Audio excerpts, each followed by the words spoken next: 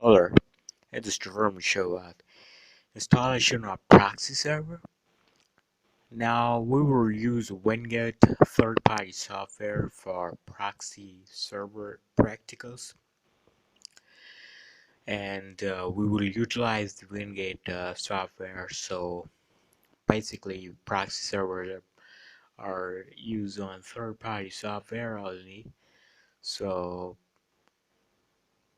and it's not basic it's not for basic users or particularly organization utilize proxy server for their personal uses.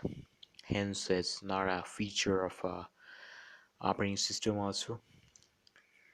And since it provides um, oops, and since it provides lots of security kind of thing, we already use and we learn about proxy server and the concept in the previous video, that how it hide our personal identity at internet.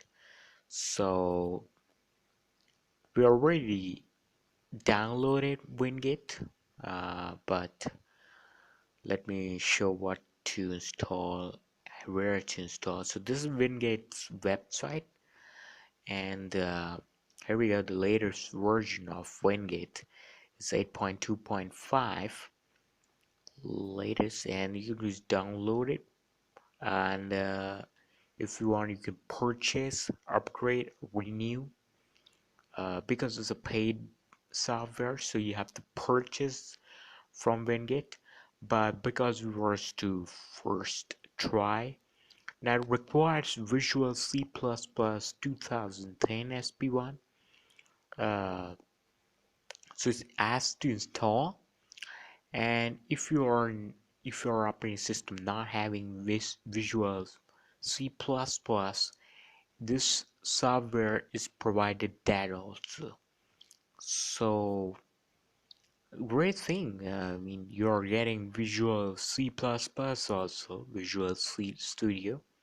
Now the actual install, because my system was not having, so it first installed Visual C++, and now just next for a server, not require any other thing setup, and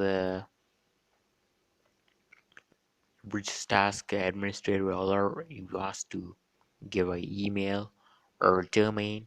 So we uh, goes by default. We don't want to put email, and we just want to put the Wingate domain only, so that we're contact Wingate. If you have a domain in your home organization, you do register your domain there. So just installing Wingate and finish. Now you're asked to reboot our system. Just put yes. It will take some time. We will back for more. Okay, so our system reboot, and just give a password, and there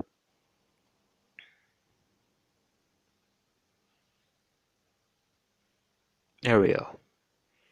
Now you will see Wingate, and we have lots of options. It's now installed. Uh, you can, if wants readme license, wants to uninstall advanced option, whatever. Here also you find the Wingate engine is actually start running. Wingate management. It first needs to log in localhost, but first needs to uh, settle a couple of things about the license. So just OK, has unusable licenses as to activate the Wingate. So just wants to online doing activation. Then we have a, if you already purchased, give the license. If you want the free license version, which you have very limited options, but because we want to trial the trial version, we just goes for trial 30 days, and then later if we wants to purchase, we will purchase. So it's just doing the activation process. You can see processing trial activation request.